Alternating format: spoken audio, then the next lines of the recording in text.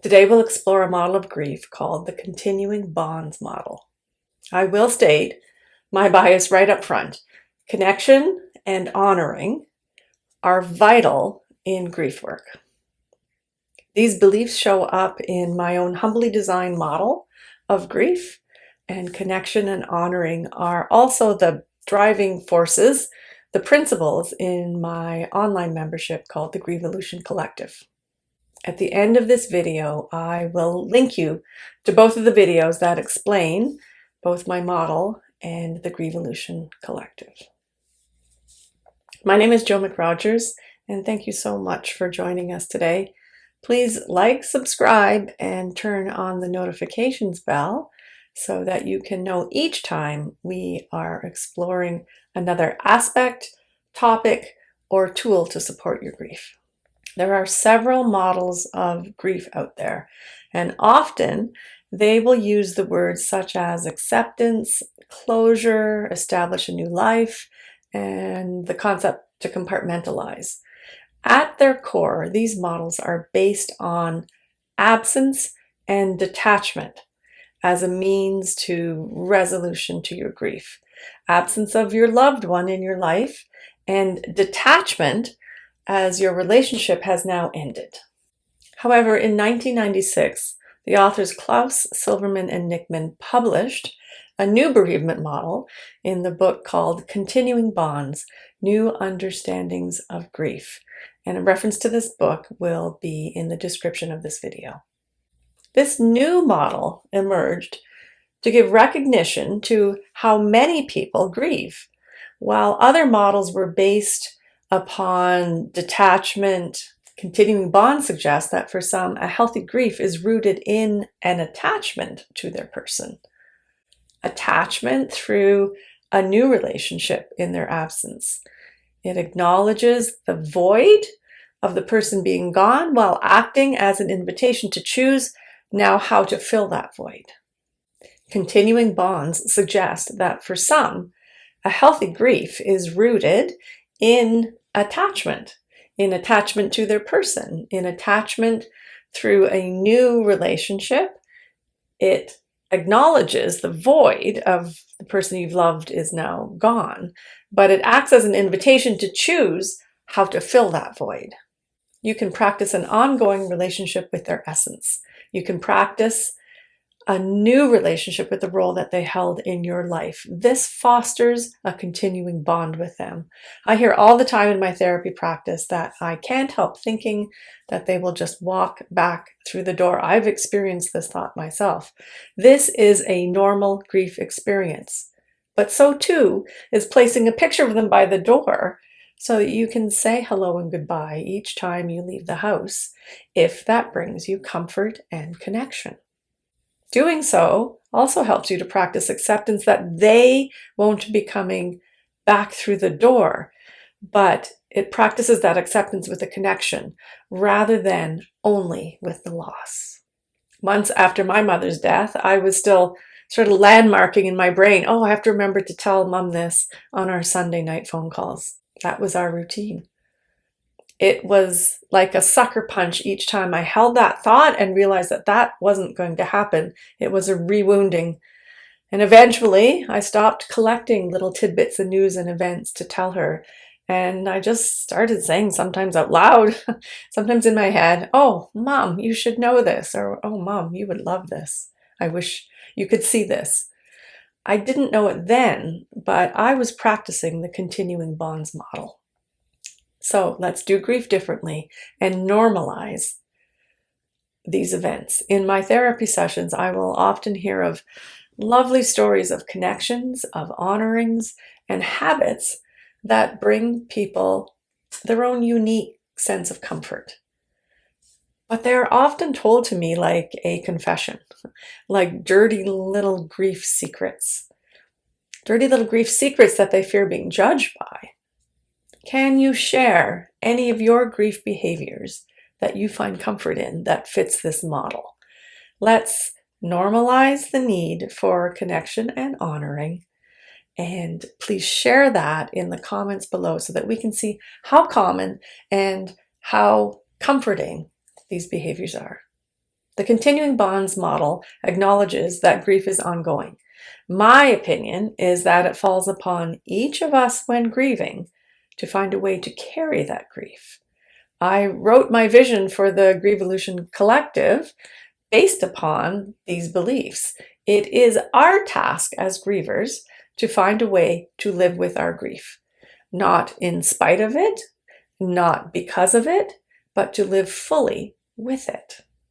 The continuing bonds model supports us in this task. Continuing bonds model says that it's normal to stay connected with your loved one after they have passed. And because our Western society is still so grief reluctant, the dominant belief around grief is to just still get through it, get over it, and move on. Every parent, sibling, partner, all of us want for our loved one not to be forgotten. So staying connected offers a way to landmark our loved one, the people that we are mourning, in the present moment. This way, they are not forgotten. The continuing bonds model also offers a place for the regriefing to occur. Regriefing occurs when you are reprocessing your grief from the past from a new place in your life. An example is that I regriefed both of my parents' deaths when I became a parent without a parent.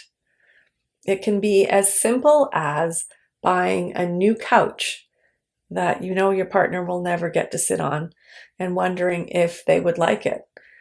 Or it could be that you're chuckling to yourself knowing that they would hate this new color that you have chosen. These are both signs of a healthy grief in the continuing bonds model. Continuing bonds may describe many of our grief-related behaviors. I believe that how grievers are treated or supported is often about society's discomfort with grief.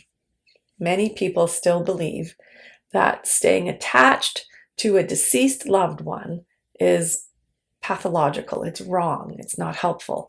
And so as a result, many people worry about their continuing bonds behaviors and wonder, is this okay? Does this mean I'm not coping well? Does it mean I'm stuck?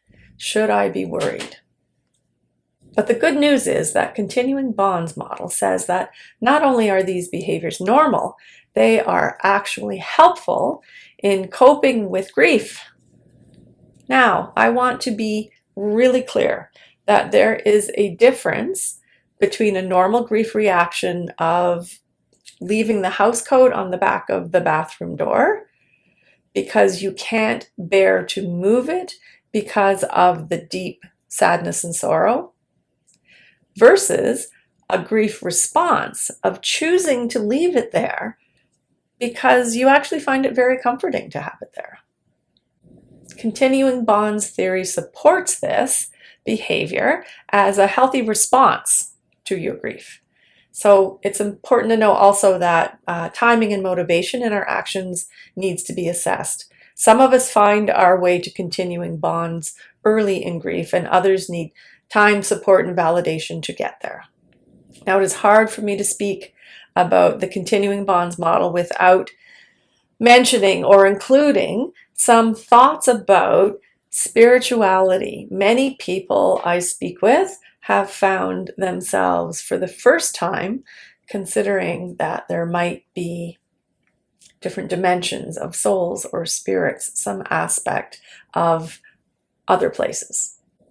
When I worked in emergency departments and hospitals, there was a running understanding amongst the staff that many atheists were converted in the emergency department as they suddenly found themselves praying and bargaining with a god. I think that the same principle is true of grievers. I often hear that I've never been a believer, but I think I might be now, or there have been too many significant coincidences to ignore this. So when we are talking about maintaining a bond with our loved one who has died, contact with the spirit world, whatever you want to call it, contact with the spirit world can be very appealing. I have seen it bring immense relief, joy, and solace to people. But unfortunately, I have also seen grievers be preyed upon. So Please, while you are searching for meaning, connections, bonds, and honoring, and you are feeling desperate for some release from your broken heart, please venture carefully into this world of spirituality. I'd be curious to hear any thoughts you have about this in the comments below, because I know that this is not for everyone. Using a continuing bonds model may be more complicated if the relationship with the deceased is also complicated. Strained relationships extend into grief as well. So if this is the case for you, consider seeking some professional help if you feel that this model appeals to you, but you just can't get there with it because of the nature of the relationship. As you work to utilize this model into your grief, I send you kind thoughts, kind words, and a kind heart. Please like and share this video so that YouTube learns that we are working to do grief differently. And if you're interested in joining our online private Grievolution collective, I will leave the link in the comments below.